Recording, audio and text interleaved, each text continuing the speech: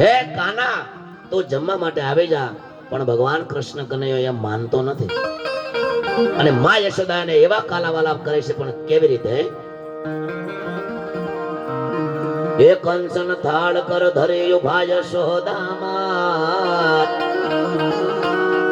એ કંસન થાળ કર ધરે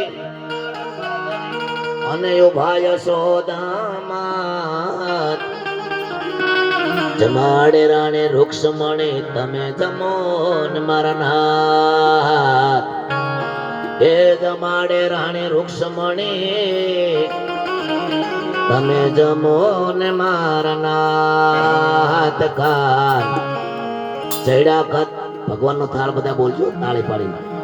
એ કાર ચૈડા કદ મને દાળ, એ હેઠા ઉતરો ને